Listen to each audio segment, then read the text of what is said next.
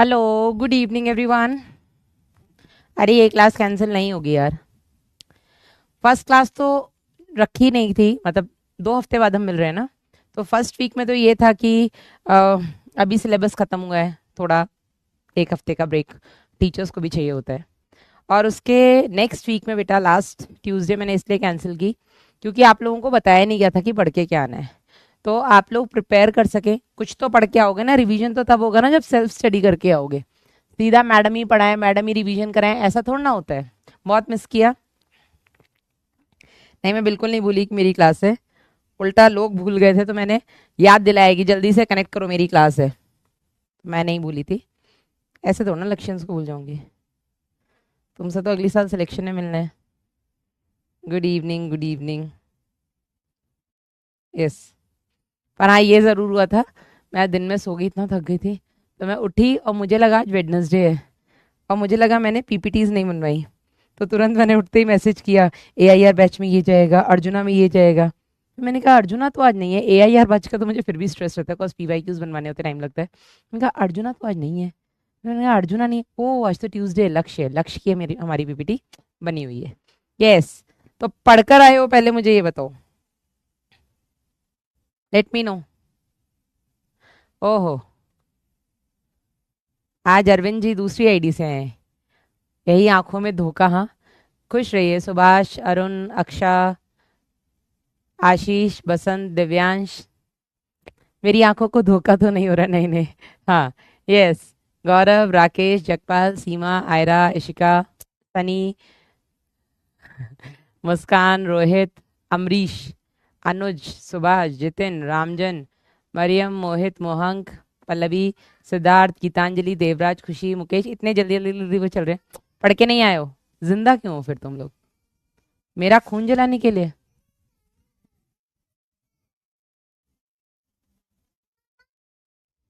हम्म। तो कोई बात नहीं, नहीं भी पढ़ के आए हो बेटा तो भी पढ़ोगे तो अच्छा लगेगा, क्योंकि मैंने पूरे पूरे नोट्स रखे हैं। मैं सिर्फ एनसीईआरटी लेकर के नहीं आई हूँ, है ना। जो 11th क्लास के हमारे बच्चे हैं, जिन्होंने हमारे साथ अर्जुना लास्ट ईयर कंटिन्यू किया था, मैं उनसे रिक्वेस्ट करूंगी कि बेटा अपने लास्ट ईयर के नोट्स आप सामने ओपन करके रखें। ठीक है। और जो नए बच्चे हैं जिन्होंने लास्ट ईयर हमारे साथ नहीं पढ़ा था अर्जुना बैच में, उनसे बेटा मैंने उनको सजेशन दिया था कि आप प्लीज़ नोट्स की प्रिंट आउट निकलवा लीजिएगा, क्योंकि डेफिनेटली आप लोगों के पास इतना टाइम नहीं है। ओ, अरे यार, इतना मिस करते हो तो सिलेक्शन ले लो, तब मैं मानूं कि मिस किया। नोट्स ओपन कर रही हूँ। हाँ। यस। सब कुछ रेडी है। चलिए, एक दिन में चैप्टर कंप्लीट होगा। आ, ये वाला चैप्टर बेटा 2 लेक्चर में हम लेंगे। बाकी जितने भी चैप्टर्स हैं वो हमने एक एक दिन के रखे हुए हैं। ठीक है। स्ट्रक्चर काफी बड़ा था, थोड़ा नहीं काफी बड़ा था। तो आज की क्लास में हम टिश्यूज डिस्कस करेंगे।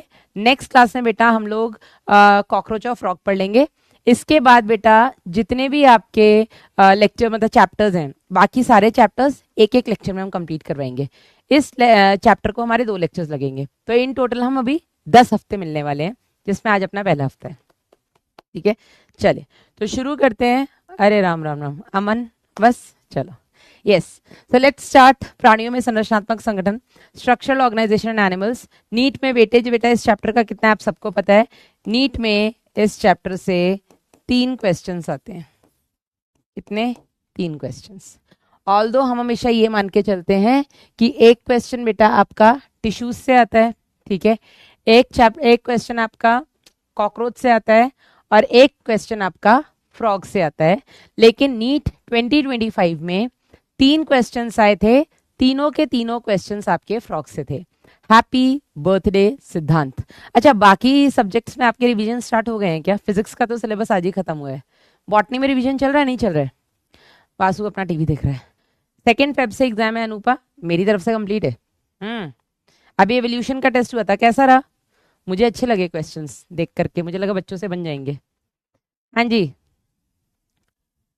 लाइन बाय लाइन देख ही रहे हो तुम लोग, तुम्हारे तो काम की चीज है। अब उसमें 12th वाला पोर्शन भी स्टार्ट हो गया है। हाँ जी। नो? क्या नो? और किसी में स्टार्ट नहीं हुआ है? मैं ही हूं क्या वो विरलई? कितनी लंबी क्लास होगी? जब तक बेटा रिवीजन चलेगा, मतलब टॉपिक नहीं खत्म होता, तब तक अपनी क्लास चलेगी। कैंसिल हो गया है बॉटनी का भी बेटा, अपना कैंसिल नहीं होगा, मैंने आपको पहले ही बता दिया। पहला हफ्ता हमने रिवीजन इसलिए रखा था क्योंकि एक हफ्ते का यार मुझे, बिकॉज मैं अब ओवर बर्डन हूँ, है ना। मेरा एक और बैच बढ़ गया, एनसीईआरटी लाइन बाय लाइन अलग है, ओटीटी की रिकॉर्डिंग अलग से चल रही है, ठीक है। बाकी ये 4 रेगुलर बैचेस अलग हैं, है ना। 3 4, 4 रेगुलर बैच है, ओटीटी रिकॉर्डिंग है, एनसीईआरटी लाइन बाय लाइन है। तो अभी मैं इतनी तो लोडेड हूँ ही, ठीक है। इसलिए मैंने अभी थोड़ा सा पहले एक ही हफ्ता ब्रेक लिया। और मैं आप लोगों को टेलीग्राम पे बताना भूल गई थी, इसलिए बेटा मैंने लास्ट ट्यूसडे छोड़ दिया था। आज लेकिन हमने प्रॉपर बताए हुए, पढ़ के आए होगे पता नहीं। स्टार्ट करते हैं। तो होता क्या है बेटा, आपका टिश्यू हम लोगों ने बचपन में पढ़ा है कि आपकी बेसिक यूनिट ऑफ लाइफ जो है, जीवन की सबसे छोटी जो इकाई है बेटा, उसको हम कोशिका कहते हैं। और ग्रुप ऑफ सेल्स, ऐसी ही कोशिकाओं के जब समूह बनते हैं तो उस कोशिका के समूह को हम ऊतक कह देते हैं, ठीक है। अब ये जो बेटा कोशिकाओं का समूह है, कैसी कोशिकाओं का समूह? तो ऐसी कोशिकाओं का समूह जिनका काम एक जैसा है, ठीक है, जिनकी उत्पत्ति भी, ओरिजिन भी लगभग सेम है, लेकिन स्ट्रक्चर वाइज वो सेम हो भी सकते हैं और नहीं भी हो सकते, ठीक है ना। तो मैम मैंने एलएस से पढ़ा था 11th, एलएस क्या है साधना, आई एम सो सॉरी मुझे नहीं पता है। तो अगर हम एक्चुअल टिश्यू की डेफिनेशन देखें तो कोशिकाओं का समूह इज ओके, लेकिन कैसी कोशिकाओं का समूह? नहीं मिथिलेश, नोट्स नहीं बनाने हैं प्लीज, सॉरी जिसने भी लिखा था मैं नाम नहीं पढ़ पाई। नोट्स नहीं बनाने हैं अब आपको, अब notes banana is like wastage of time, और आप लोग प्लीज अभी वेस्ट ना करें टाइम, है ना। दूसरी चीज ये बेटा, जिन्होंने लास्ट ईयर नोट्स बनाए हैं वेल एंड गुड है, जिन्होंने लास्ट ईयर नहीं बनाए हैं बेटा, उन लोगों से मैं फिर से बोलूंगी कि आप नोट्स के प्रिंट आउट निकलवा लें। तो अब आप वहां के नोट्स के प्रिंट आउट ना निकलवा करके, जो मैं रिवीजन के लिए नोट्स लेकर के आ रही हूँ, आप इनसे प्रिंट आउट निकलवा लें, ठीक है।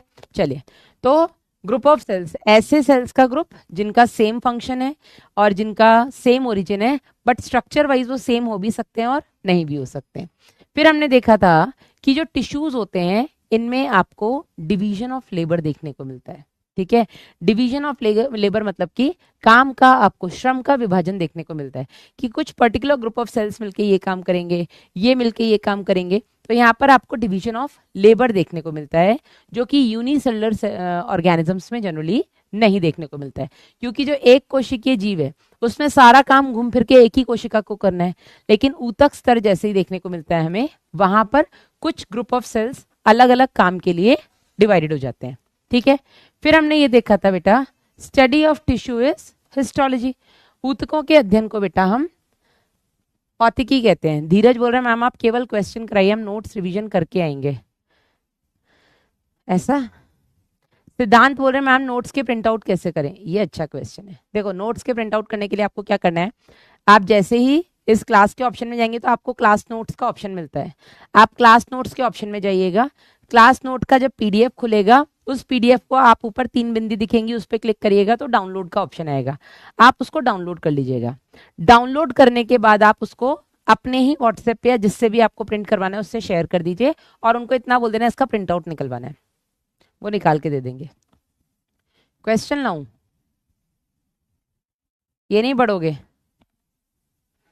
तुम लोग कैसे करते हो यार, रिवीजन कराऊंगी ना, क्वेश्चन तो तुम लोग कर ही लोगे, और मैं कितने ही क्वेश्चन करवा दूंगी। तो हमने देखा था कि टिश्यूज में बेटा 2 चीजें होती हैं, एक तो सेल्स, और सेल्स के बीच में इंटर सेल्यूलर सब्सटेंस, ये दोनों मिलकर के बेटा टिश्यू बनाता है, ठीक है। फिर हमने देखा एनिमल टिश्यूज जो होते हैं वो 4 तरीके के होते हैं, epithelial tissue, connective tissue, muscular tissue और नर्वस टिश्यू। इन चारों तरीके के टिश्यूज को हम एक एक करके डिटेल में पढ़ेंगे, जिसमें सबसे पहले हम बात करें एपिथेलियल टिश्यू की। तो एपिथीलिया मतलब, एपी मतलब ऊपर, और थीलिया का मतलब होता है ग्रोथ। अरे यार मेरे को पोली कराना पड़ जाएगा, रुक जाओ तुम।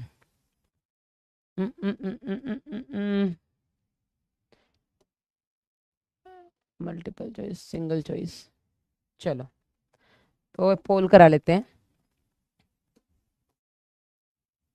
क्वेश्चन है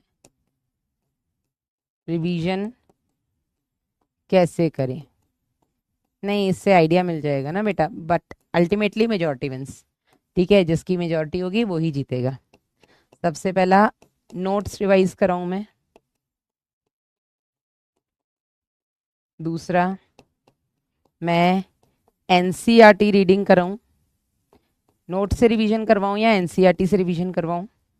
तीसरा, मैं प्रीवियस ईयर क्वेश्चंस करवाऊं। या चौथा, मैं जनरल क्वेश्चंस करवाऊं।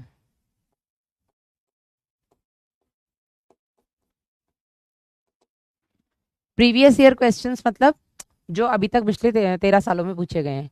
और जनरल क्वेश्चंस मतलब मैं रैंडमली चैप्टर से 25-30 क्वेश्चन लेकर के आऊं। ठीक है, तो आपका आराम से क्वेश्चन पढ़ना, ऑप्शंस देखना। पहला बेटा, मैं नोट से रिवाइज करवाऊं आपके। दूसरा, मैं एनसीईआरटी रिवाइज कराऊं। तीसरा, मैं आपके प्रीवियस ईयर क्वेश्चंस करवाऊं। या चौथा, मैं जनरल क्वेश्चंस करवाऊं। तो पोल स्टार्ट्स नाउ। हाँ जी। हाँ, क्वेश्चन तो आप खुद भी कर सकते हैं। क्विक रिवीजन बेटा तुम लोग नहीं कर पाते हो, क्योंकि तुम्हारे पास, मेरे को ऐसा लगता है तुम लोगों के पास अभी उतना टाइम नहीं है कि तुम खुद से लेकर के बैठ जाओ कि जूलॉजी का पूरा चैप्टर पढ़ लेते हैं। तुम एनसीईआरटी से ही पढ़ पाओगे, ज्यादा होगा। और NCERT line by line I am sure तुम लोग मेरे साथ कर ही रहे हो। लक्ष्य वाले बच्चे ही मुझे वहां पे सबसे ज्यादा दिखते हैं। यकीन वाले इसलिए नहीं दिख पाते बिकॉज उस टाइम उनकी क्लास होती है। अलीशा फिरदौस बोल रही है all of these ma'am. All of the above. Abdul, इतना तो दिमाग मेरे पास भी है, इसलिए मैंने फोर्थ में ऑल ऑफ दी अबव नहीं रखा। पागल थोड़ी ना हूं। स्वयं मृत्यु शैया पे थोड़ना जाना है मुझे। है अब्दुल। चलो, ए, ज्यादातर बच्चों का आंसर A+D। नोट्स रिवाइज करवा दो और जनरल क्वेश्चंस करवा दो। अच्छा, तो मुझे मल्टीपल देना था ऑप्शन यहाँ पे। हाँ मैम, आप नोट्स पढ़ाओ, एनसीईआरटी हम यूट्यूब से कर लेंगे line by line. Mubashir I ma'am, all of these sub करवा दो मैडम। हम्म।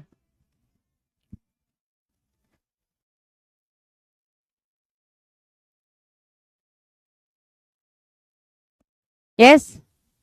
हाँ, ये सही है ना मैडम, आप नोट्स पढ़ाओ। अच्छा, मेरा भी ये नोट्स और रिवीजन का ही कंसेप्ट है। तो 76% बच्चा बेटा ए के साथ ही जा रहा है। ठीक है कि मैडम आप नोट्स पढ़ा दो, क्योंकि नोट्स पढ़ने का हमारे पास टाइम नहीं है। ठीक है, हम भी एंड टाइम पे मैडम एनसीईआरटी ही पढ़ रहे हैं, है ना। पीवाईक्यूज हम सब कर ही ले रहे हैं। आई एम श्योर आप सभी के पास ये वाली बुक होगी। तुम लोगों को तो मैंने लास्ट ईयर ही खरीदवा थी। जो बच गए थे उन्होंने इस साल खरीद ली होगी। हाँ या नहीं? ये बुक कितनों के पास है? मैंने भी यही सोचा था, है शिवा। A+D is good. आप नोट्स करवा दो और कुछ जनरल क्वेश्चंस लेकर के आ जाओ। यस, ये बुक कितनों के पास है? Just raise your hand. 13 years NEET UG, 13 से 25। A+D।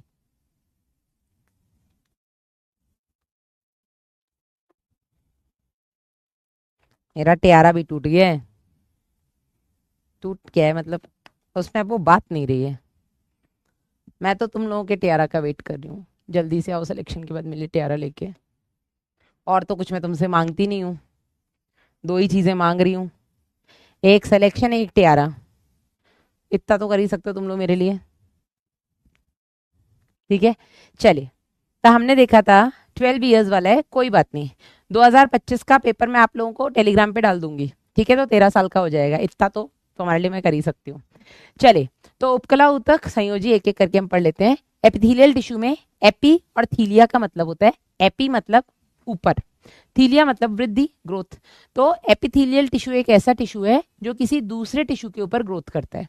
अब ये दूसरा टिश्यू कौन सा है बेटा? आपका कनेक्टिव टिश्यू है, संयोजी ऊतक है। ठीक है, इस ऊतक की, मैम ये नोट्स दूसरे वाले, अरे ये नोट्स कोई से भी हो, तुम्हारे से मैच करेंगे घूम फिर के। इस ऊतक की जो कोशिकाएं होती हैं वो इंटरसेलुलर मैट्रिक्स के साथ या उसकी मदद से आपस में टाइटली पैक्ड रहती हैं। और मैंने आपको बताया था, क्योंकि इसमें इंटरसेलुलर मैट्रिक्स बहुत कम होता है, इसीलिए बेटा ये एवैस्कुलर होते हैं। इनके पास इतनी जगह ही नहीं है कि उनके बीच में ब्लड वेसल्स प्रेजेंट रह सके। ठीक है ना, तो यहाँ पे सेल्स इतने पास पास हैं कि उनके बीच में इतनी थोड़ी जगह है, जिसको हम इंटरसेलुलर स्पेस कहते हैं, कि उसमें ब्लड वेसल्स आ ही नहीं सकती। इसीलिए बेटा ये सारी की सारी आपकी एवैस्कुलर होती हैं, असंवहनीय होती हैं, इनमें ब्लड वेसल्स नहीं होती हैं, लेकिन इनमें नर्व्स प्रेजेंट होती हैं। नर्व्स प्रेजेंट होती हैं। यही रीजन है कि बेटा जरा सी कोई चूंटी काट दे, कुछ गर्म ठंडा टच करे तो इमीडिएटली हमें पता लगता है, क्योंकि यहाँ पे नर्व्स है ना, और नर्व्स आपको हेल्प करते हैं सेंसेशंस में उनको गेन करने के लिए। ठीक है, आगे बेटा इसमें नर्व्स होती हैं, तंत्रिकाएं होती हैं, इसमें रीजनरेशन की पावर जो होती है वो मैक्सिमम होती है।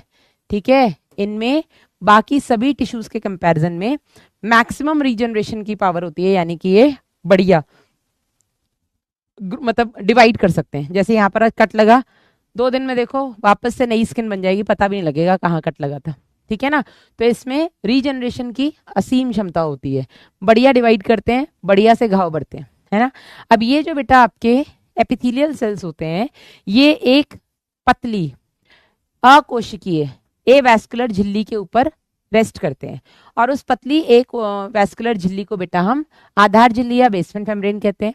बेसमेंट मेम्ब्रेन हमने बोला कि ये जो आपका उपकला ऊतक है दूसरे ऊतक के ऊपर वृद्धि करता है। जो दूसरा ऊतक है बेटा वो है आपका संयोजी ऊतक। तो ये जो बेटा पतली अकोशिकीय झिल्ली है बेसमेंट मेम्ब्रेन, ये बेसमेंट मेम्ब्रेन दोनों बना रहे हैं, आपका एपिथेलियल टिश्यू भी बना रहा है और आपका कनेक्टिव टिश्यू भी बना रहा है। एपिथेलियल टिश्यू जो पार्ट बना रहा है बेसमेंट मेम्ब्रेन का उसको हम बेसल लेमाइना कहते हैं, वहीं आपका कनेक्टिव टिश्यू जो पार्ट बना रहा है उसको हम फाइब्रस लेमाइना कहते हैं, और ये दोनों मिलकर के बेटा आपका बेसमेंट झिल्ली बनाते हैं। ठीक है, नाइस सोनिया। फिर उपकला ऊतक की कोशिकाएं बेटा एक तरफ तो आधारी झिल्ली की तरफ होती है, दूसरी तरफ जो इनका भाग होता है ये तो बेटा इनका बेसमेंट सरफेस वाला भाग हो गया, दूसरी तरफ इनका ये वाला जो भाग होता है इसको हम फ्री सरफेस कहते हैं, मुक्त सतह कहते हैं। और ये फ्री सरफेस बेटा या तो अगर हमारी स्किन की बात हो रही है तो या तो ये बाहरी एनवायरनमेंट की तरफ होगा फ्री सरफेस, या बेटा ये फ्री सरफेस आपकी किसी बॉडी कैविटी की तरफ होगा, उस कैविटी की तरफ जिसमें से कुछ तरल बह रहा है। ठीक है ना, तो जो फ्री सरफेस होगा आपके उपकला ऊतक का या कोशिकाएं जो है बेटा उनका एक भाग आधारी झिल्ली की तरफ होता है और दूसरा भाग जो होता है उनका वो या तो बाहरी एनवायरनमेंट की तरफ होता है या बेटा वो किसी बॉडी फ्लूइड की तरफ होता है। ठीक है ना, ये हो गया इसका एनसीईआरटी में पॉइंट दिया हुआ है। फिर उपकला ऊतक की उत्पत्ति तीनों से होती है, एक्टोडर्म से भी होती है, मेसोडर्म से भी होती है, एंडोडर्म से भी होती है। काम बेटा इसके दो होते हैं, पहला या तो ये आपकी कोई कवरिंग बना रहा होता है जैसे कि आपकी स्किन में, या फिर बेटा ये आपका लाइनिंग बना रहा होता है, कहीं पर अस्तर कर रहा होता है। मैम आप हमारे अर्जुना की पीडीएफ लेकर आओ। अरे आशीष एक ही बात है यार। ठीक है, तो ये आपकी बेसल मेम्ब्रेन मैंने दिखा दी है, देखो ये बेसल लेमाइना हो गई, ये फाइब्रस लेमाइना हो गई जो कि कनेक्टिव टिश्यू बना रहा है, बेसल लेमाइना एपिथेलियल टिश्यू बना रहे हैं, दोनों मिलकर के आधारी झिल्ली बना रहे हैं। अब उपकला ऊतक कितने प्रकार का होता है, तो सबसे पहले सरल और संयुक्त उपकला।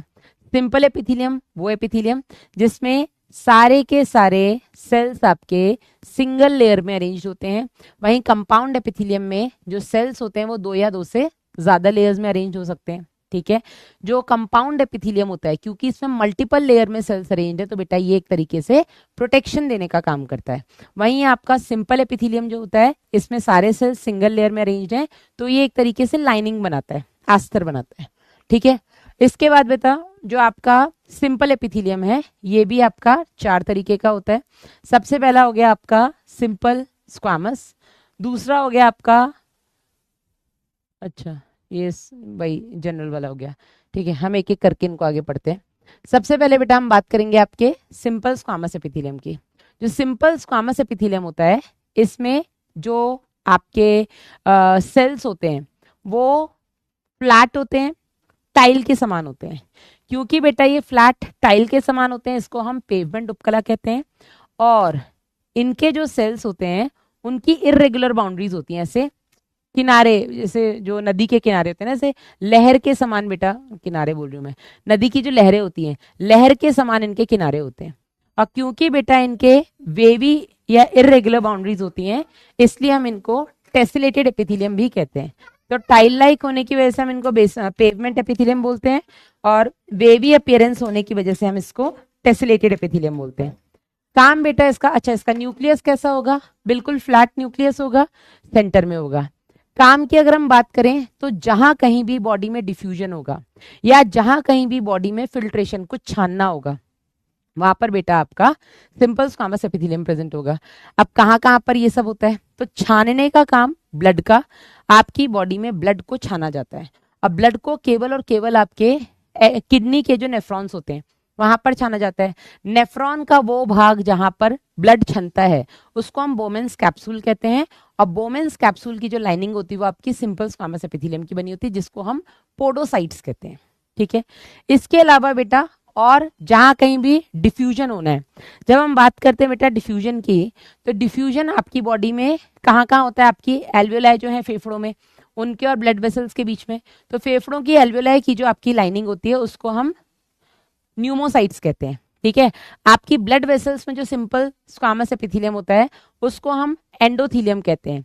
इसी तरीके से आपकी बॉडी कैविटीज हैं अलग अलग जिनके अंदर आपके ऑर्गन्स प्रेजेंट होते हैं, उन बॉडी कैविटीज की लाइनिंग भी सिंपल स्क्वामस एपिथेलियम से बनी होती है और इनको बेटा हम मीजोथीलियम कहते हैं।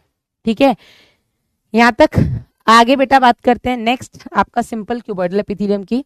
जो सिंपल क्यूबॉइडल एपिथेलियम है उसमें सेल्स आपके क्यूब लाइक होते हैं, घन के आकार के होते हैं। ये जो क्यूब लाइक सेल्स होते हैं उनमें जो न्यूक्लियस होता है वो भी गोल होता है, सेंटर में होता है। क्यूबॉइडल एपिथेलियम की लोकेशन, अच्छा इसका काम क्या होता है? तो इसके दो काम होते हैं। पहला बेटा जहां कहीं भी बॉडी में सीक्रीशन होगा, दूसरा एब्जॉर्प्शन। चाहे आपका क्यूबॉइडल हो चाहे आपका कॉलमनार हो, दोनों ही एपिथेलियम बेटा सीक्रीशन और एब्जॉर्प्शन करने का काम करते हैं। अब इसकी लोकेशंस इंपॉर्टेंट है। कहाँ कहाँ पर बेटा आपका सिंपल क्यूबॉइडल एपिथेलियम पाया जाता है? सबसे पहले आपके जो थायराइड ग्लैंड्स होते हैं नेक में, इन थायराइड ग्लैंड्स के अंदर छोटे छोटे फॉलिकल्स होते हैं। इन फॉलिकल्स की लाइनिंग आपके सिंपल क्यूबॉइडल एपिथेलियम की बनी होती है। दूसरा बेटा आपके पैनक्रियाज में जो एसिनार सेल्स होते हैं जो कि पैनक्रियाटिक जूस बनाते हैं, जो कि आपका डाइजेस्टिव एंजाइम्स और सब कुछ लेकर के आता है, तो पैनक्रियाज के एसिनार सेल्स भी बेटा आपके सिंपल क्यूबॉइडल होते हैं। तीसरा आपके टेस्टीज और ओवरीज में जो जर्मिनल एपिथेलियम है जिससे एग्स और स्पर्म्स बनने वाले हैं, वो भी आपकी सिंपल क्यूबॉइडल एपिथेलियम है। इसके अलावा बेटा जो भी आपकी ग्लैंड्स हैं, जो भी आपकी ग्रंथियां हैं, उन ग्रंथियों की जो नलिकाएं हैं वो भी आपके simple squamous epithelium sorry simple cuboidal epithelium से ही लाइंड है। ठीक है, ठीक है, आगे बेटा बात करें, ये जो आपकी सिंपल क्यूबॉइडल एपिथेलियम है इसके फ्री सरफेस पे बॉडी में कहीं कहीं पर मॉडिफिकेशंस देखने को मिलते हैं। मॉडिफिकेशंस मतलब इनके फ्री सरफेस पे अगर आपको सूक्ष्मांकुर देखने को मिल रहे हैं, यानी कि माइक्रोविलाइज देखने को मिल रहे हैं, तो वो बेटा माइक्रोविलाइज एक तरीके से एब्जॉर्प्शन के लिए सरफेस एरिया को इंक्रीज कर रहे हैं। और सरफेस एरिया को इंक्रीज कर रहे हैं मतलब ज्यादा से ज्यादा एब्जॉर्प्शन हो पाएगा, और ये आपका brush bordered simple cuboidal epithelium कहलाता है। Brush bordered simple cuboidal epithelium बेटा आपको देखने को मिलता है पीसीटी पार्ट ऑफ नेफ्रॉन में। जो आपके वृक्काणु है उनकी जो समीपस्थ कुंडलित नलिका है बेटा, वहां पर आपको brush bordered simple cuboidal epithelium देखने को मिलेगा। बात करें सिंपल कॉलमनार एपिथेलियम की, तो नाम है कॉलम, तो यहाँ पर जो सेल्स होते हैं वो लंबे और पतले होते हैं। इनमें बेटा जो केंद्रक होता है वो बेसमेंट झिल्ली के पास होता है। अभी तक हमने बाकी सब में केंद्रक जो देखा था वो सेंटर में देखा था, इनमें केंद्रक जो होता है वो बेसमेंट मेम्ब्रेन के पास होता है। ठीक है, यहां पर बेटा काम इसका भी वही है, सीक्रीशन और एब्जॉर्प्शन। ये कहां पर पाए जाते हैं? ये आपकी पूरी की पूरी एलिमेंट्री कैनाल में पाए जाते हैं, पूरी आहार नाल में पाए जाते हैं। अब इनमें भी बेटा आपको मॉडिफिकेशंस देखने को मिलते हैं, जैसे कहीं कहीं पर आपकी जो सिंपल कॉलमनार एपिथेलियम है उनकी मुक्त सतह पर आपको माइक्रोविलाइज सूक्ष्मांकुर देखने को मिलेंगे। सूक्ष्मांकुर क्या करेंगे बेटा? सरफेस एरिया को इंक्रीज करेंगे। और आपकी आहार नाल में कहां पर एब्जॉर्प्शन होगा? आपकी छोटी आंत में। तो छोटी आंत में ज्यादा से ज्यादा एब्जॉर्प्शन हो सके इसलिए बेटा आपके छोटी आंत में ब्रश बॉर्डर सरल स्तंभाकार उपकला देखने को मिलती है।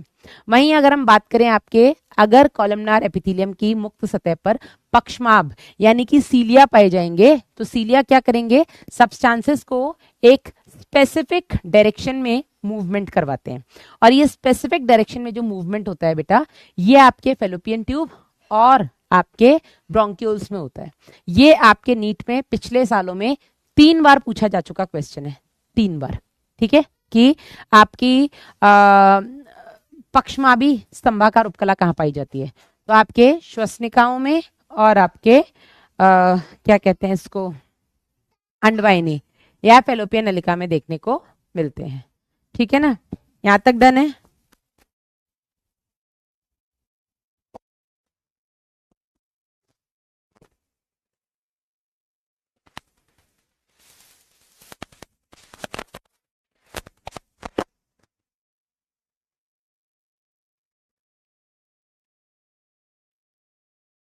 डन, चलिए आगे बढ़ते हैं बेटा।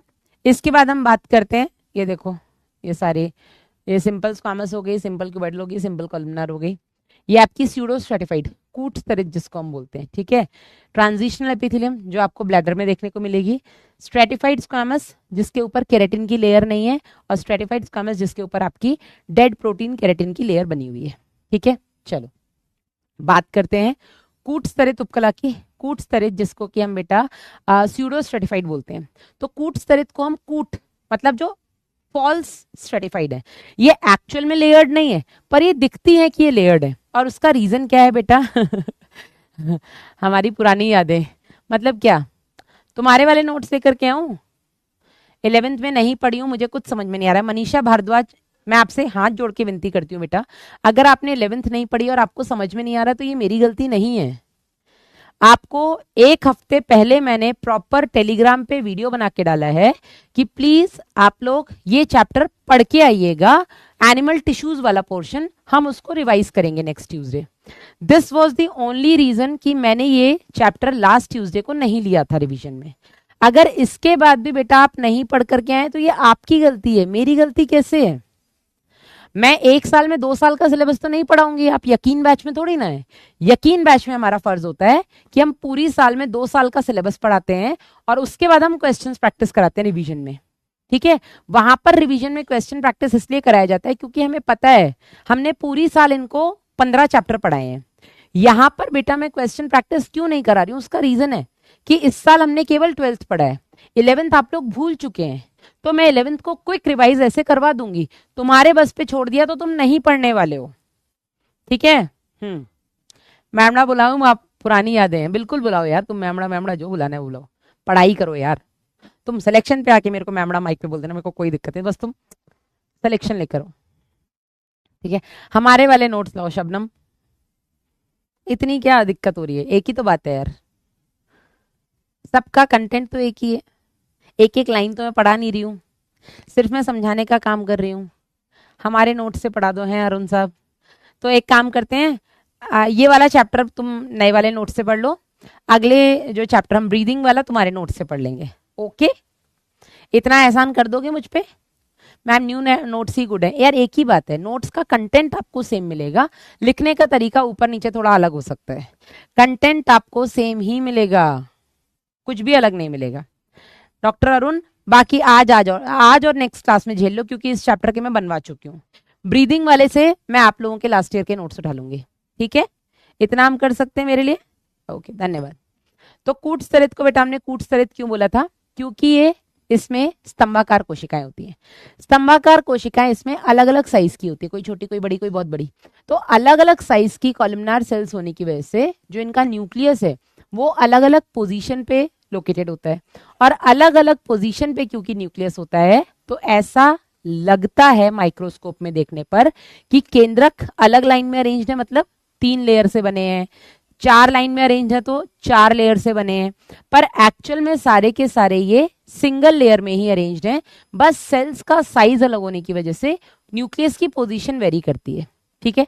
काम बेटा इसका अगेन सीक्रीशन एब्जॉर्प्शन होगा, क्योंकि कॉलमनार सेल्स है तो काम तो वही होगा ना, स्रावन और अवशोषण का।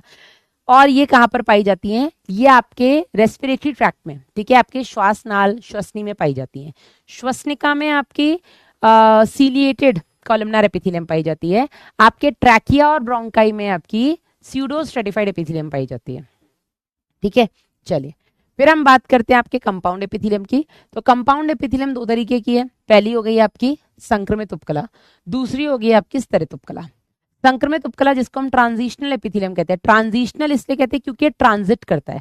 ट्रांजिट मतलब ये बदल सकता है, जैसे आपकी पूरी की पूरी यूरिनरी ब्लैडर, ठीक है, आपके यूरिनरी ब्लैडर का काम होता है यूरिन को स्टोर करके रखना, ठीक है। यूरिन अगर स्टोर्ड है और जैसे ही आपका ब्लैडर स्ट्रेच होना शुरू होता है, आप या तो उसको खाली कर दो, नहीं आप खाली कर पाते हैं अगर ब्लैडर को, तो यूरिनरी ब्लैडर को ज्यादा स्ट्रेच करना पड़ता है ताकि वो ज्यादा से ज्यादा यूरिन को जगह दे सके अकोमोडेट होने के लिए, ठीक है ना।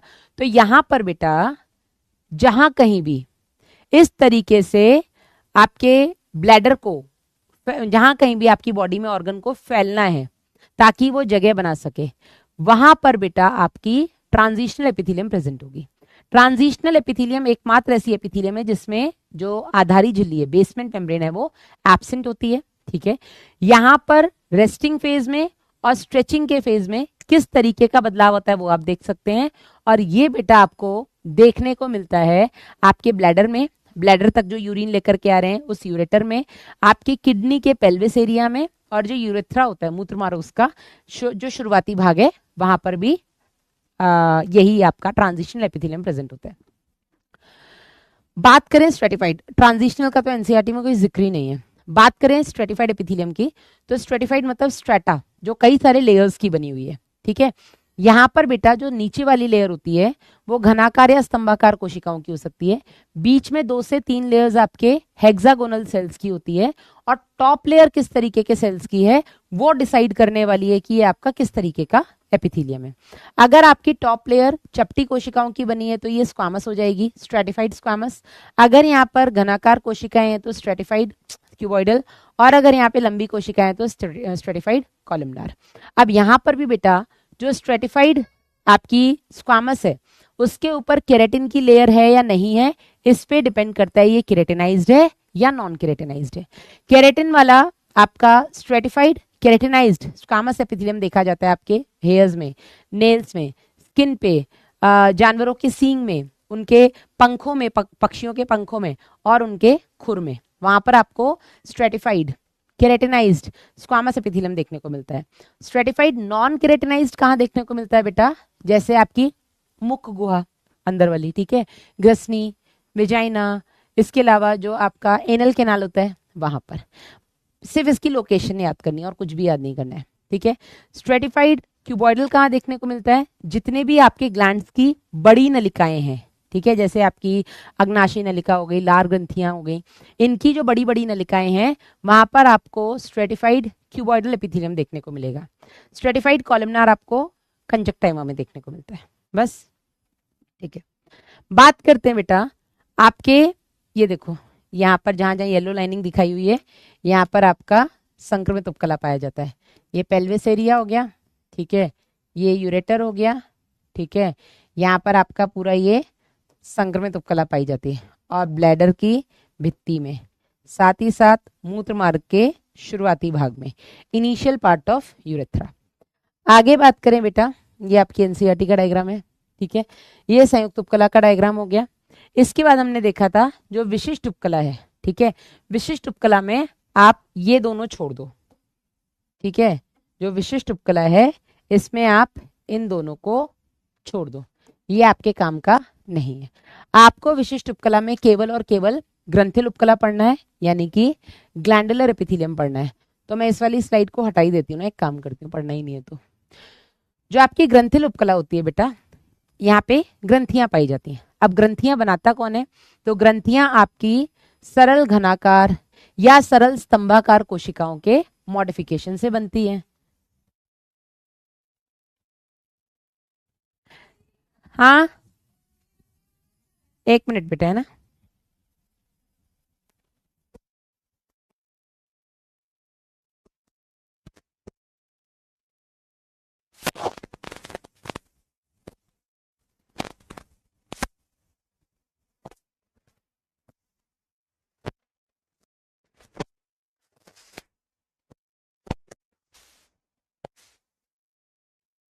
यस, तो आपकी जो ग्लैंडुलर एपिथेलियम है यहाँ पे ग्लैंड्स पाए जाते हैं। अब ग्लैंड्स किसका मॉडिफिकेशन है, ग्लैंड्स बेटा मॉडिफिकेशन होते हैं आपके, एक मिनट, पता नहीं, हेलो, हाँ जी, हेलो, हेलो,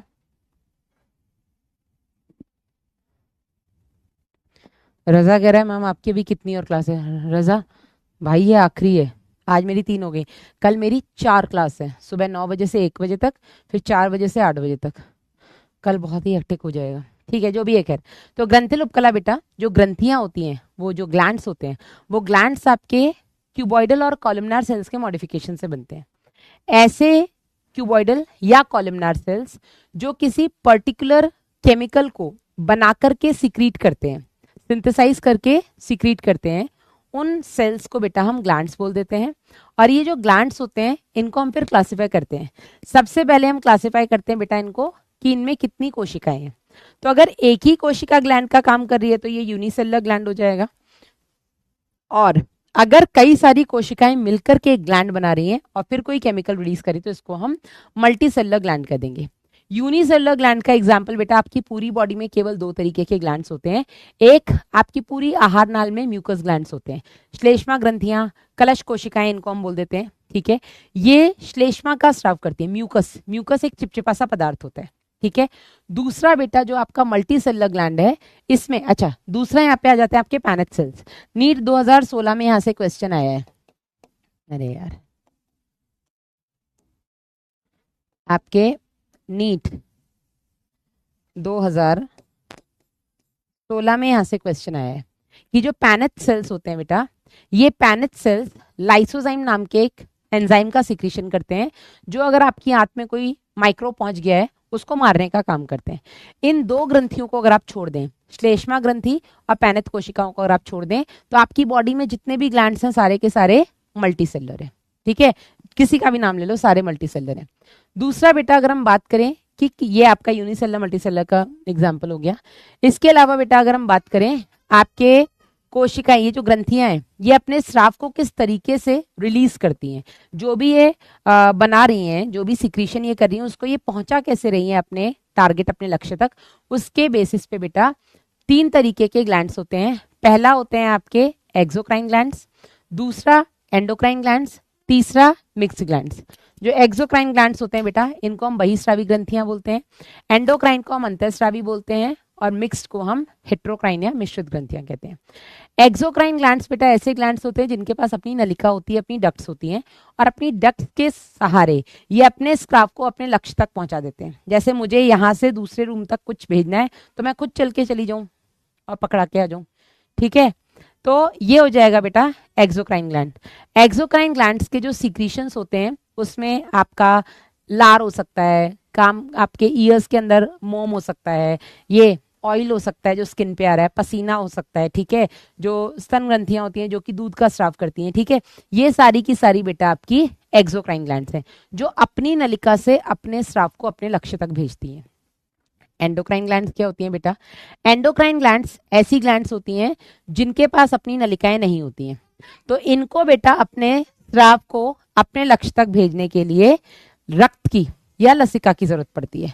तो आप ऐसे बोल सकते हैं कि जो एंडोक्राइन ग्लैंड्स हैं ये अपने सिक्रीशन को अपने टारगेट तक पहुंचाने के लिए उस फ्लूइड का यूज करती हैं, उस द्रव्य का यूज करती हैं जिसके अंदर ये ग्रंथियां डूबी रहती हैं। तो ये ग्रंथियां अगर लसिका में प्रेजेंट है तो लसिका में ही अपने सिक्रीशन को डाल देंगी। अगर ये ग्रंथियां आपके ब्लड में डूबी हुई हैं तो ये ब्लड में ही अपने सिक्रीशन को डाल देंगी। इनके पास अपनी खुद की नलिका नहीं होती, इसलिए हम इनको डक्टलेस ग्लैंड्स कहते हैं। और ये जो बेटा ग्लैंड्स होते हैं इनके सिक्रीशंस जनरली हॉर्मोन्स होते हैं। ठीक है, ये हॉर्मोन्स सिक्रीट करती हैं और आपकी जितनी भी हाइपोथैलेमस, पीयूष ग्रंथि, फिर थायराइड ग्रंथि, पैराथायराइड ग्रंथि, थाइमस ग्रंथि, अधिवृक्क ग्रंथि, ये सारी की सारी बेटा आपकी अंतःस्रावी ग्रंथियां हैं। इसके अलावा जो आपकी मिश्रित ग्रंथियां होती हैं बेटा, एक मिनट, हेलो, हाँ जी, कौन? हाँ जी, क्या? हेलो, पता नहीं, आवाज ही नहीं आ रही है। जो मिश्रित ग्रंथियां होती हैं बेटा इनके पास दोनों तरीके से काम करने का तरीका, मतलब वो होता है, एक्सेस होता है। इनके पास नलिकाएं भी होती हैं तो ये नलिका से अपने कुछ सिक्रीशन को भेज देती हैं, प्लस ये हार्मोन्स भी रिलीज करती हैं जिसको ये ब्लड में डाल देती हैं। एग्जाम्पल बेटा आपका पैनक्रियाज, ठीक है, अग्नाशय।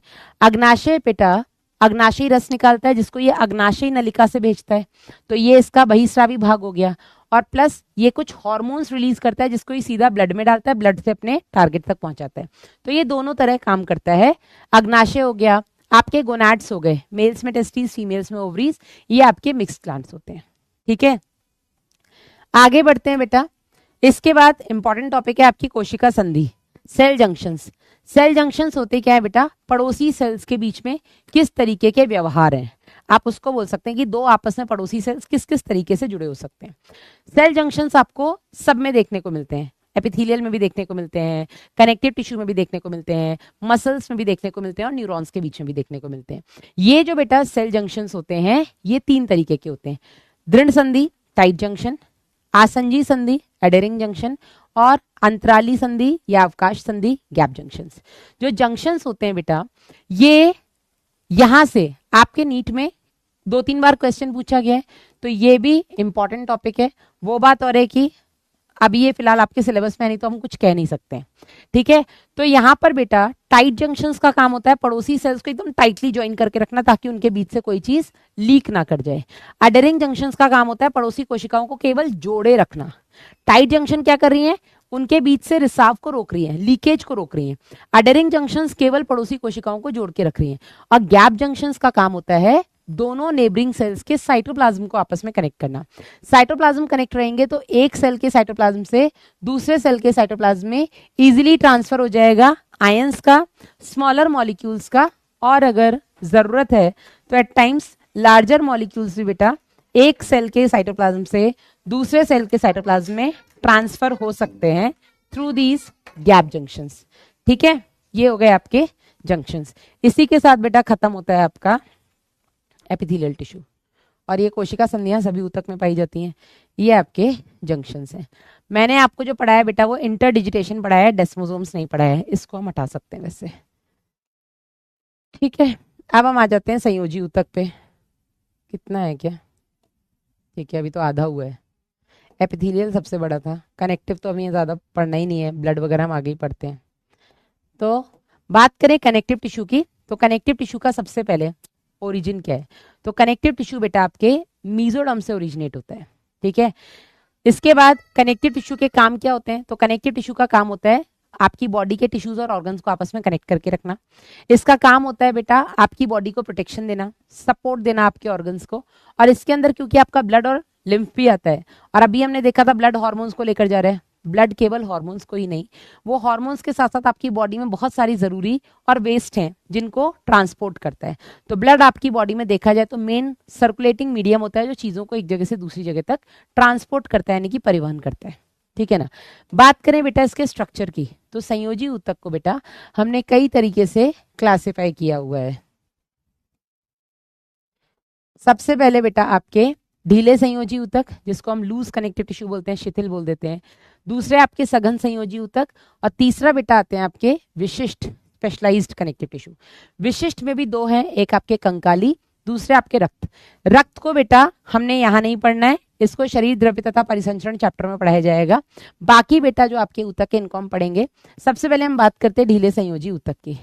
इस पर हम बात करें उससे पहले आपको ये पता होना चाहिए, जो कनेक्टिव टिश्यू होता है बेटा वो 3 चीजों से मिलकर बनता है। एक आपके आधात्री, दूसरा आपका कोशिकाएं, और तीसरा बेटा आपके तंतु। तो कनेक्टिव टिश्यू में 3 चीजें होती हैं, मैट्रिक्स, सेल्स और फाइबर्स।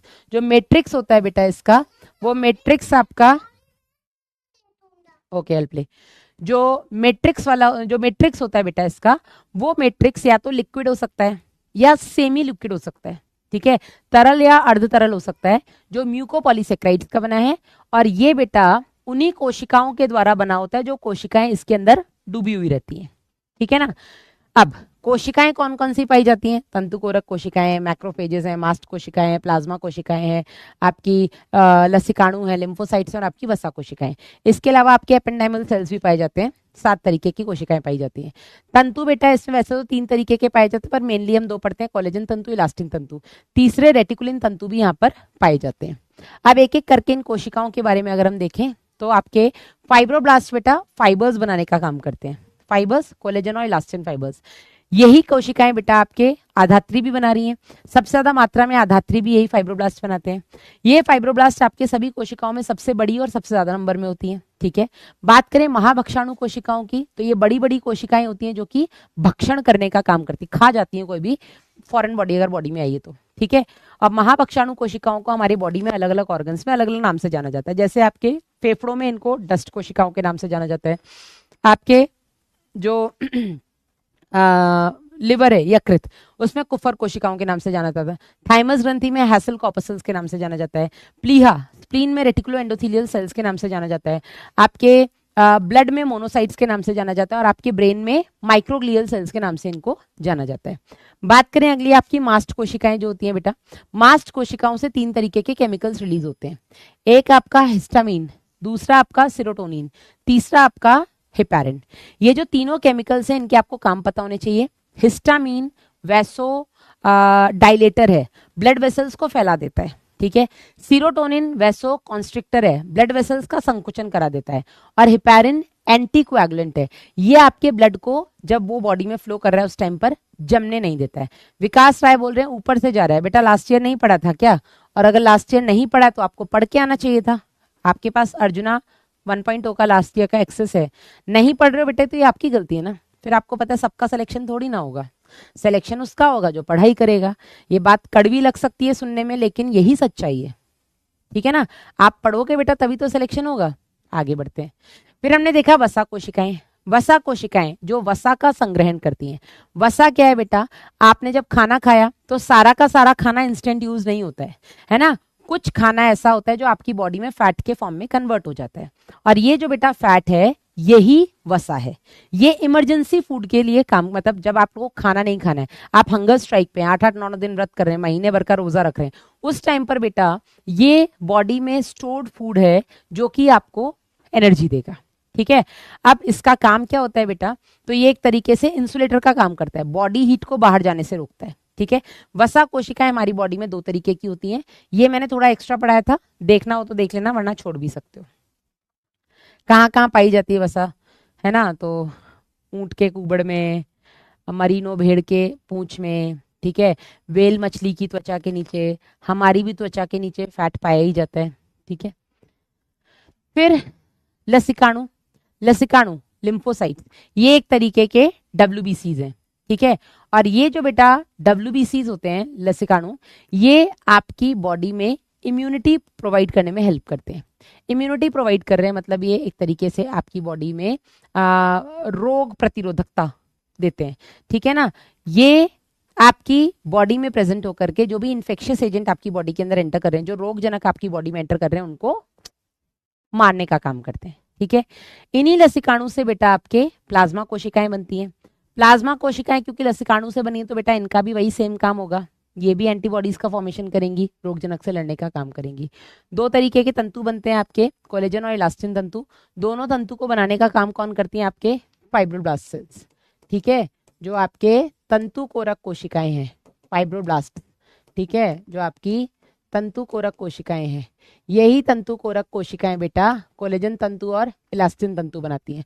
कोलेजन तंतु व्हाइट कलर के टफ फाइबर्स होते हैं, इलास्टिन तंतु नाम ही है, इलास्टिक होंगे, लचीले होंगे, ये पीले रंग के होते हैं। इनमें इलास्टिन प्रोटीन होती है, इसमें कोलेजन प्रोटीन होती है। ये बेटा अशाखित होते हैं, इनमें ब्रांचेस नहीं होती हैं और ये बंडल्स में पाए जाते हैं।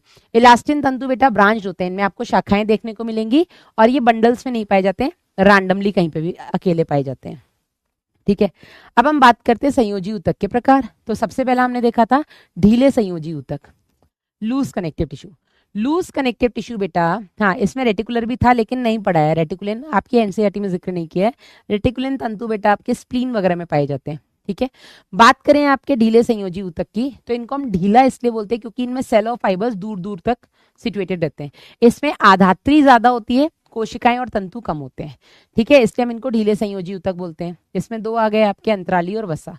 अंतराली संयोजी ऊतक जो अंतराल में पाए जाते हैं, आपकी बॉडी में ऑर्गन्स के बीच में जो खाली जगह है वहां पे अंतराली संयोजी ऊतक पाया जाएगा, ठीक है ना। ये आपकी स्किन के नीचे भी पाया जाता है, इसको हम पैनिकुलस कार्नोसस कहते हैं। स्किन के नीचे हमने कहा था ना एपिथेलियल टिश्यू दूसरे टिश्यू के ऊपर ग्रो करता है, तो किसके ऊपर ग्रो करता है? वो आपके एरियोलर कनेक्टिव टिश्यू के ऊपर ग्रो करता है, ठीक है। इसके अलावा बेटा आपका ये आधात्री है, आधात्री में फाइब्रोब्लास्ट सेल्स हो गए, ये आपके मैक्रोफेजेस हो गए, ये आपके मास्ट सेल्स हो गए, लसिकाणु हो गए, प्लाज्मा सेल्स, वसा कोशिकाएं। ये फाइब्रोब्लास्ट से देखो कोलेजन फाइबर्स बनते हैं, इलास्टिन फाइबर्स हैं, और बीच में ये ब्लैक जो है वो आपकी आधात्री है। तो यहाँ पर आप देख रहे हैं ना कोशिकाएं और तंतु कितना दूर दूर फैले हुए हैं, जिसकी वजह से ये आधात्री यहाँ पर ज्यादा है ना, कोशिकाएं तंतु कम है। इसको हम लूज कनेक्टिव टिश्यू या ढीले संयोजी ऊतक बोलते हैं। वसा संयोजी ऊतक मैंने बताई दिया वसा का काम क्या होता है। बात करें डेंस कनेक्टिव टिश्यू की, तो डेंस कनेक्टिव टिश्यू में क्या होता है बेटा? इसमें कोशिकाएं और तंतु की मात्रा बहुत ज्यादा होती है, तो वो डेंसली पैक्ड होते हैं, जिसकी वजह से आधात्री इसमें बहुत कम पाई जाती है। जो डेंस कनेक्टिव टिश्यू होता है बेटा, ये दो तरीके का होता है, रेगुलर, इरेगुलर। रेगुलर में जो सेल्स और फाइबर्स हैं वो पैरेलली अरेंज होते हैं, इरेगुलर में आड़े तिरछे प्रेजेंट होते हैं। रेगुलर कनेक्टिव टिश्यू बेटा आपके टेंडन्स और लिगामेंट्स में पाया जाता है, इरेगुलर कनेक्टिव टिश्यू जो होता है आपकी त्वचा में पाया जाता है, एज पर एनसीईआरटी। ठीक है, लेकिन मैंने आपको बताया है इसमें भी व्हाइट कोलेजनस येलो इलास्टिन होता है, इसमें भी व्हाइट कोलेजनस येलो इलास्टिन होता है, पर again not in your NCERT, आप छोड़ सकते हैं। इंपॉर्टेंट टेंडन्स और लिगामेंट्स, नीट में आ चुका क्वेश्चन है। टेंडन्स जिनको हम कंडरा कहते हैं, टेंडन्स बेटा आपकी मसल्स को बोन से जोड़ने का काम करती है। ये आपकी बोन है, ये आपकी मसल है, तो मसल को बोन से जोड़ने का काम आपकी टेंडन्स करती हैं, कंडरा करती हैं। वहीं आपकी दो बोन्स को आपस में जोड़ने का काम आपके स्नायु करते हैं, लिगामेंट्स करते हैं। इंपॉर्टेंट है। इसके बाद बात करें बेटा आपके कंकाली संयोजी ऊतक की, स्केलेटल कनेक्टिव टिश्यू की, तो कंकाली संयोजी ऊतक आपके दो तरह के होते हैं, उपास्थि और अस्थि। ठीक है, तरल संयोजी ऊतक हमें यहाँ पढ़ना नहीं है। उपास्थि और अस्थि की बात करें तो सबसे पहले उपास्थि, कार्टिलेज, इसकी आधात्री ठोस होती है, लेकिन इसकी आधात्री लचीली होती है, फ्लेक्सिबल होती है। ठीक है, ये किसी भी तरीके के कंप्रेशन को रेजिस्ट करती है। जैसे सपोज मेरे यहाँ पर आपको पता ही है क्या है, लिगामेंट, सॉरी कार्टिलेज है। अगर मैं नाक को ऐसे प्रेस करूंगी तो चपटी हो जाएगी, संपीड़न, लेकिन जैसे ही मैं छोड़ूंगी ये वापस से अपने शेप में आ जाएगी। ठीक है, तो ये कंप्रेशन को रेजिस्ट करती है। ठीक है, फिर ये जो उपास्थि होती है, इसके आवरण को हम पेरिकॉन्ड्रियम कहेंगे। पेरी मतलब चारों तरफ, कॉन्ड्रो मतलब कार्टिलेज, तो पेरिकॉन्ड्रियम हो गई। ठीक है, पेरिकॉन्ड्रियम या जितने भी बेटा आपकी बॉडी में कवरिंग्स हैं वो सारे के सारे इरेगुलर डेंस कनेक्टिव टिश्यू का एग्जांपल है, हाँ या नहीं। और इरेगुलर डेंस कनेक्टिव टिश्यू में भी आपके व्हाइट कोलेजनस, ठीक है, ये मैंने आप लोगों को पढ़ाया हुआ है। अब यहाँ पर बेटा आप देख सकते हैं ये पेरिकॉन्ड्रियम हो गया जो उपास्थि का आवरण है। इस पेरिकॉन्ड्रियम के अंदर की तरफ बेटा उपास्थि बनाने वाली कोशिकाएं जिनको हम कॉन्ड्रोब्लास्ट कहते हैं, ये पूरा आधात्री है। आधात्री में छोटी छोटी गुहिकाएं प्रेजेंट होती हैं जिनको हम लैक्यूने कहते हैं। इन्हीं गुहिकाओं के अंदर बेटा आपकी कार्टिलेजस कॉन्ड्रोसाइट, कार्टिलेजनस सेल्स पाए जाते हैं। ये जो कॉन्ड्रोसाइट्स हैं ये एक गुहिका में एक या दो या तीन या चार हो सकती हैं। ठीक है, इसके अलावा आधात्री में बेटा यहाँ पर कोलेजन फाइबर्स पाए जाते हैं, इलास्टिन फाइबर्स पाए जाते हैं, कॉन्ड्राइटिन सल्फेट नाम का म्यूकोपॉलीसेकेराइड पाया जाता है। ये हो गया बेटा आपका उपास्थि का डायग्राम। ठीक है, उपास्थि कितने तरीके की होती है? चार तरीके की होती है, हम तीन तरीके की पढ़ते हैं। सबसे पहले आपकी हाइलिन उपास्थि, काचा उपास्थि, दूसरी आपकी इलास्टिन, तीसरी आपकी श्वेत तंतु में व्हाइट फाइब्रस।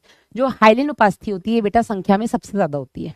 ठीक है, ये सबसे ज्यादा मात्रा में आपकी बॉडी में जो पाई जाती है वो हाइलिन उपास्थि होती है।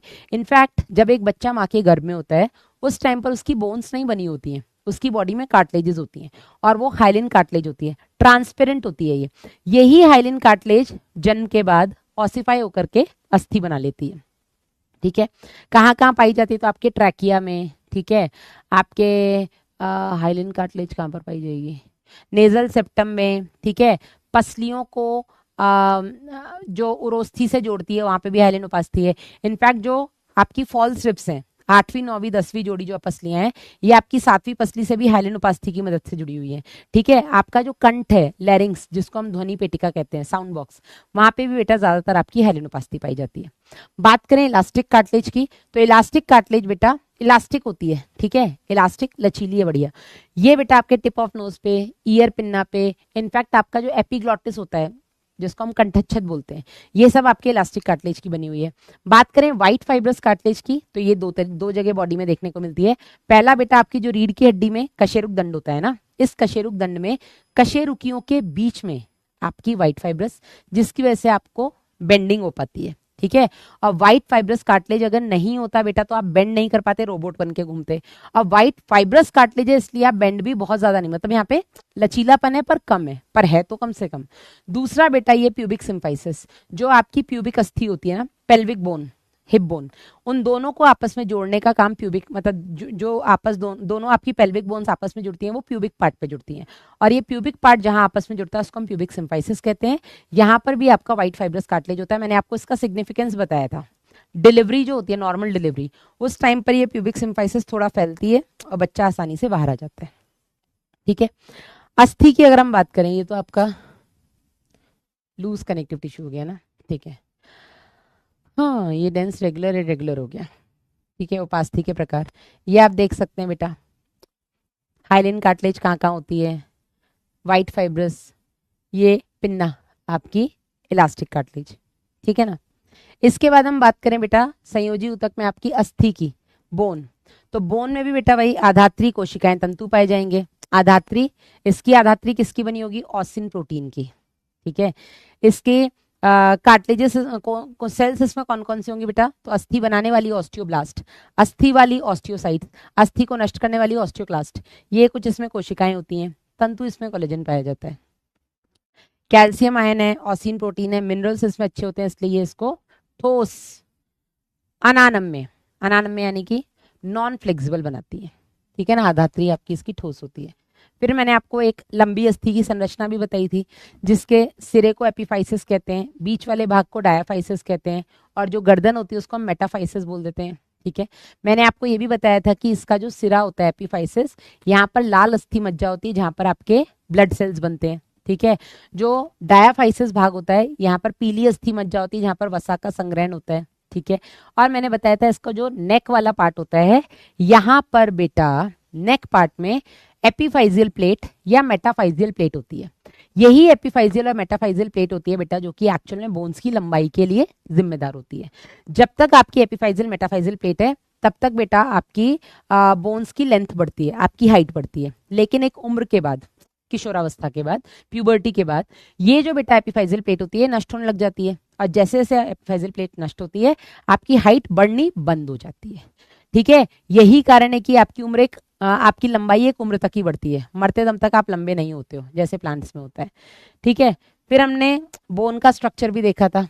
हमने देखा था कार्टिलेज में केवल बाहर आवरण होता है जिसको हम पेरिकॉन्ड्रियम बोलते हैं।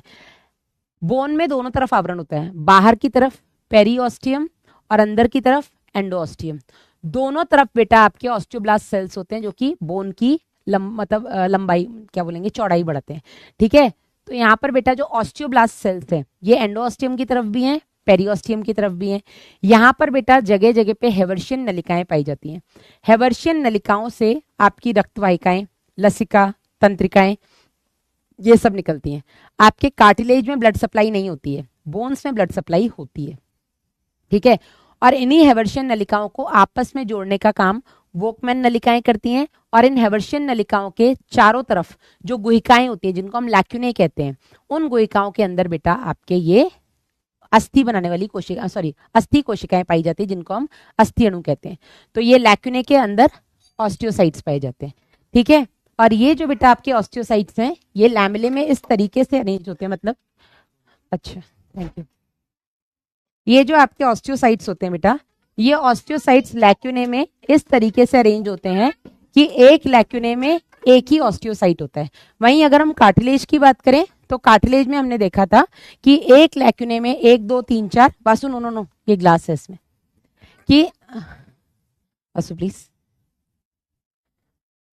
कार्टिलेज में लैक्यूने के अंदर 1 से लेकर के 4 कॉन्ड्रोसाइट्स पाए जा सकते हैं, लेकिन बोन्स में एक लैक्यूने के अंदर एक ही ऑस्टियोसाइट पाया जाएगा। और ये लैक्यूनेस का अरेंजमेंट कुछ इस तरीके से होता है गोल गोल कि इनको हम लैमेले बोल देते हैं, ठीक है। चलिए, तो हमने यहाँ से और कार्टिलेज में क्या अंतर देखा कि कार्टिलेज में केवल बाहर से अंदर की तरफ ग्रोथ होगी क्योंकि वहां पे कॉन्ड्रोब्लास्ट केवल बाहर है। बोन्स के केस में ऑस्टियोब्लास्ट अंदर की तरफ भी है, बाहर की तरफ भी है, तो ग्रोथ बाहर से अंदर भी होगी और अंदर से बाहर भी होगी, पहला डिफरेंस। दूसरा डिफरेंस बेटा कि कार्टिलेजेस में जो लैक्यूने हैं उन लैक्यूने में 1 2 3 4 कॉन्ड्रोसाइट्स हो सकते हैं, लेकिन बोन्स के अंदर जो लैक्यूने हैं उनमें केवल एक ही ऑस्टियोसाइट होगा। तीसरा बेटा कार्टिलेजेस में ब्लड सप्लाई नहीं होती है, बोन्स में ब्लड सप्लाई होती है, ठीक है। आगे बढ़ते हैं, बोन्स के काम क्या होते हैं तो आपको पता ही है, ये आपके शरीर को एक ढांचा देता है, ये आपकी बॉडी का वजन लेता है, इसके अंदर आपके कई सारे मिनरल्स जैसे कि कैल्शियम, फास्फोरस, मैग्नीशियम स्टोर रहते हैं, ठीक है। आपकी बोन्स आपके शरीर का मतलब जो वेट है उसको कैरी करते हैं। आपकी बोन्स आपको गमन संचरण में मदद करते हैं। आपकी बोन्स के अंदर ब्लड सेल्स बन रहे हैं रेड बोन मैरो के अंदर, और आपकी बोन्स जो होती हैं वो आपकी कंकाली पेशियों को जुड़ने के लिए जगह देती हैं, ठीक है। ये सब बेटा आपके बोन्स के फंक्शन हो गए। ब्लड सेल्स मैंने यहाँ पे पढ़ाना नहीं है। बात करें अस्थि आपकी पेशी ऊतक की, तो पेशियों की उत्पत्ति मीजोरम से होती है, काम बेटा ये गमन और संचरण में मदद करती हैं। 3 तरीके की आपकी पेशियां होती है, कंकाली, आपकी अंतरंग और हृदय पेशियां। कंकाली पेशियां आप चित्र देख सकते हैं। पहली बात तो ये कंकाली इसलिए क्योंकि ये कंकाल से जुड़ी होती है, आपकी अस्थि से जुड़ी होती हैं। अंतरंग पेशियां आपके शरीर के आंतरिक अंगों की वॉल्स में प्रेजेंट होती हैं। हृदय पेशियां आपके हार्ट वॉल्स में प्रेजेंट होती हैं। दूसरा, जो आपकी कंकाली पेशियां होती हैं रेखित होती हैं, यहाँ पे लाइट डार्क बैंड्स देखने को मिल रहे हैं। सेम आपकी हृदय पेशियां होती हैं, आपकी चिकनी पेशियां रेखित नहीं होती हैं। तीसरा, जो कंकाली पेशियां हैं बेटा, इनमें शाखाएं नहीं होती हैं, अंतरंग में शाखाएं नहीं होती हैं, हृदय पेशियों में आपको शाखाएं देखने को मिलती हैं। चौथा, जो न्यूक्लियस होता है कंकाली पेशियों में वो साइड में होता है, पेरीफेरी में, परिधीय भाग में, और ये मल्टी न्यूक्लिएटेड होती हैं, है ना, इसमें कई सारे न्यूक्लियस होते हैं। बाकी दोनों आपकी सिंगल न्यूक्लिएटेड होती हैं। पांचवा, जो कंकाली पेशियां होती हैं तुम्हारी इच्छा अनुसार चलती हैं, बाकी दोनों तुम्हारी इच्छा अनुसार नहीं चलती हैं।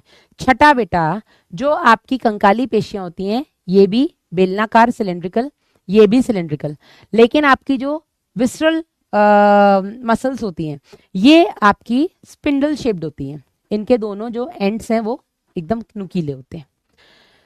ठीक है, ये हो गया आपका पेशी ऊतक। लास्ट है आपका तंत्रिका ऊतक। तंत्रिका ऊतक में बेटा जो न्यूरॉन, मतलब आपका तंत्रिका ऊतक जो है ये न्यूरॉन्स के अलावा सपोर्टिंग सेल्स से मिलकर बना है। सपोर्टिंग सेल्स 50% से ज्यादा पोर्शन कवर करती हैं आपके तंत्रिका ऊतक का, ठीक है, लेकिन फिर भी ये संरचनात्मक इकाई इसलिए नहीं है क्योंकि ये उत्तेजनशील नहीं है, ठीक है, ये इंपल्स नहीं बना सकती। इंपल्स बनाने का काम केवल और केवल आपके न्यूरॉन्स कर सकते हैं, ठीक है। न्यूरॉन्स में बेटा कोई भी सेल डिवीजन नहीं होता है क्योंकि इनमें सेंट्रियोल्स नहीं पाए जाते हैं। वहीं आपके जो सपोर्टिंग सेल्स हैं डिवाइड कर सकते हैं। सपोर्टिंग सेल्स भी आपके कई सारे तरीके के, जैसे एस्ट्रोसाइट्स हो गए, ठीक है। एस्ट्रोसाइट्स ब्लड ब्रेन बैरियर बनाते हैं, कौन सी चीज ब्रेन से ब्लड में आनी है, ब्लड से ब्रेन में जानी है, उसको कंट्रोल करते हैं। यही रीजन है कि ब्रेन में जल्दी इंफेक्शन नहीं होता है, ठीक है। वैसे भी ब्रेन में माइक्रोग्लियल सेल्स हैं, वो तो आप बॉडी में और भी जगह हैं जो कि इन्फेक्शियस एजेंट को मार रही हैं, लेकिन साथ ही साथ क्योंकि ब्रेन आपकी बॉडी का कंट्रोल सिस्टम है तो कंट्रोल सिस्टम को एक्स्ट्रा प्रोटेक्शन देनी पड़ेगी ना, तो यहाँ पर बेटा आपके ब्लड ब्रेन बैरियर बनाते हैं एस्ट्रोसाइट्स, जो कि कौन अंदर आ रहा है उसको एक एक चेक करके भेजते हैं। साथ ही साथ बेटा ये जो आपके एस्ट्रोसाइट्स होते हैं न्यूरॉन्स को हेल्प करते हैं रिपेयरिंग में, क्योंकि न्यूरॉन्स दोबारा तो बन नहीं सकते, सेंट्रियोल नहीं है, सेल डिवीजन नहीं कर सकते, लेकिन उनकी रिपेयरिंग हो सकती है जो एस्ट्रोसाइट्स करते हैं। नेक्स्ट इनमें श्वान कोशिकाएं और ऑलिगोडेंड्रोसाइट्स हैं। ये जो श्वान कोशिकाएं और ऑलिगोडेंड्रोसाइट्स हैं बेटा, ये दोनों माइलिन आच्छाद का निर्माण करती हैं। श्वान कोशिकाएं परिधीय तंत्रिका तंत्र में और आपके ऑलिगोडेंड्रोसाइट्स केंद्रीय तंत्रिका तंत्र में बनाती हैं माइलिन आच्छाद, ठीक है। आपके माइक्रोग्लियल सेल्स महाभक्षाणु कोशिकाएं मैक्रोफेजेस हैं, और बेटा आपके एपेंडाइमल सेल्स सीएसएफ का स्राव करती हैं। याद है? अब कुछ बच्चे बोले मैडम ये नोट्स में नहीं है। अगर नोट्स में नहीं है तो उसका रीजन ये हो सकता है कि मैंने हो सकता है आपको तंत्रिका वाले चैप्टर में पढ़ाया होगा, पेशी वाला गमन संचरण में पढ़ाया होगा, पर पढ़ाया बेटा मैंने सब कुछ है। हाँ, इस चैप्टर में नोट्स नहीं, ये 11th में इस चैप्टर में नोट्स नहीं मिले। बेटा मैं बोल रही हूँ ना, ये वाला मैंने आपको दूसरे चैप्टर में पढ़ाया होगा पर पढ़ाया है, ठीक है, पढ़ लीजिएगा। फिर बेटा हमने देखा था कि आपके जो न्यूरॉन्स होते हैं, ये न्यूरॉन का हमने स्ट्रक्चर देखा। इसमें एक सेल बॉडी होती है, सेल बॉडी से छोटे एक्सटेंशन निकलते हैं उसको डेंड्राइट्स बोलते हैं, एक लंबा एक्सटेंशन निकलता है उसको हम एक्सॉन बोलते हैं। डेंड्राइट्स बेटा मैसेज को रिसीव करके सेल बॉडी की तरफ भेजता है, सेल बॉडी से एक्सॉन दूर लेकर के जाता है, ठीक है। फिर हमने इसका पूरा स्ट्रक्चर देखा है। न्यूरॉन्स के टाइप्स आपको पता होने चाहिए। तो न्यूरॉन्स में कितने बेटा सिरे हैं, ठीक है, कितने डेंड्राइट्स हैं, कितने एक्सॉन है, इसके बेसिस पे बेटा ध्रुवों की संख्या के आधार पर न्यूरॉन्स आपके 5 तरीके के होते हैं। एपोलर न्यूरॉन्स जिनमें ध्रुव होता ही नहीं है, सिर्फ इसमें सेल बॉडी होती है, हाइड्रा में देखने को मिलता है, बिल्कुल बेसिक टाइप का न्यूरॉन है, ठीक है। दूसरा बेटा आपका स्यूडो यूनिपोलर न्यूरॉन्स, इसमें ये कूट एक ध्रुवीय होते हैं, इसमें एक ध्रुव है पर वो एक ध्रुव क्या है, एक्सॉन है, डेंड्राइट है, अपने को नहीं पता। ये बेटा आपको देखने को मिलते हैं स्पाइनल कॉर्ड में, ठीक है, dorsal root ganglion of spinal cord में बेटा ये देखने को मिलते हैं। वासु बाबा का फोन है, बात कर लो, ठीक है। तीसरा बेटा जो होते हैं वो होते हैं आपके यूनिपोलर न्यूरॉन्स, यानी कि एक ध्रुवीय न्यूरॉन। यूनिपोलर न्यूरॉन्स में केवल एक एक्सॉन होता है, ये आपको भ्रूणीय अवस्था में देखने को मिलते हैं, यही बाद में बाइपोलर और मल्टीपोलर बनाते हैं। बाइपोलर न्यूरॉन्स में एक ध्रुमाक्ष एक एक्सॉन देखने को मिलता है रेटिना में, नेत्र में। मल्टीपोलर न्यूरॉन्स में कई सारे ध्रुमाक्ष एक तंत्रिकाक्ष मिलता है, ये सबसे ज्यादा होते हैं संख्या में, आपके सेरिब्रम में पाए जाते हैं, ठीक है। दूसरा बेटा माइलिन आच्छादित की उपस्थिति के आधार पर न्यूरॉन्स दो तरह के हो सकते हैं, माइलिन आच्छादित, माइलिन अनाच्छादित। माइलिन आच्छादित में एक्सॉन पे जगह जगह माइलिन शीट होती है, माइलिन आच्छादित। जहां पर माइलिन आच्छादित नहीं होता उसको हम रैनवियर के नोड कहते हैं। क्योंकि यहाँ पर रैनवियर के नोड हैं तो यहाँ पर बेटा इस तरीके से कूद कूद के कंडक्शन होता है, जंपिंग कंडक्शन बोलते हैं, तीव्र गति से इसमें संचरण होता है। नॉन माइलिनेटेड न्यूरॉन्स में श्वान कोशिकाएं पाई जाती हैं पर वो माइलिन आच्छादित नहीं बनाती हैं, ठीक है। और यहाँ पे धीरे गति से आपका संचरण होता है। This is it. मैम की दादी जी बहुत ही बढ़िया है, एक नंबर है मेरी दादी, मजे करते हैं। चलो, तो दिस इज इट। मैंने, हाँ मैम ने सब कुछ करवाया 11th में। ये वाला मैंने न्यूरॉन और मसल वाला हो सकता है गमन संचलन और तंत्रिकीय नियंत्रण में पढ़ाया होगा, लेकिन पढ़ाया सब कुछ है। दिस इज इट, हो गया। नेक्स्ट क्लास में हम कॉकरोच और फ्रॉग पढ़ेंगे। मैम अगर इस रिवीजन को वापस से देखना चाहूँ तो कहाँ देख सकती हूँ? आयशा, आपके लक्ष्य में ही आपको दिख जाएगा, रिवीजन क्लासेस अलग से एक सेगमेंट दिख जाएगा, आई गेस उसमें आपको चैप्टर मिल जाएगा, ठीक है। इन नोट्स को प्रिंट आउट करवा लें वो बच्चे जिन्होंने 11th में मुझसे नहीं पढ़ा है, ठीक है। जिन्होंने 11th में पढ़ा है उनके पास 11th के नोट्स हैं, उनको दोबारा से प्रिंट आउट और निकलवाने की जरूरत नहीं है, ठीक है। बाकी चीज ये बेटा कि अब नोट्स बनाने में अपना टाइम वेस्ट मत करना प्लीज, ठीक है। हाँ, नेक्स्ट क्लास में और मेरी झेल लेना यार ये वाली बैच की। अदरवाइज इसके बाद जब मैं ब्रीदिंग चैप्टर से स्टार्ट करूंगी तो आपके बैच के नोट्स ले आऊंगी। ओके, अपना ध्यान रखिएगा, मिलेंगे next Tuesday. Till then bye bye. अरे बस करो यार गाने गाने। हाँ, बाय बाय, टेक केयर। इतनी जल्दी कैसे? वैष्णवी रिवीजन ऐसे ही होता है, रिवीजन तो ऐसे ही होता है। हाँ चले, bye bye, take care. 3 class हो गई, मेरी गला बिल्कुल जा चुका है। बाय।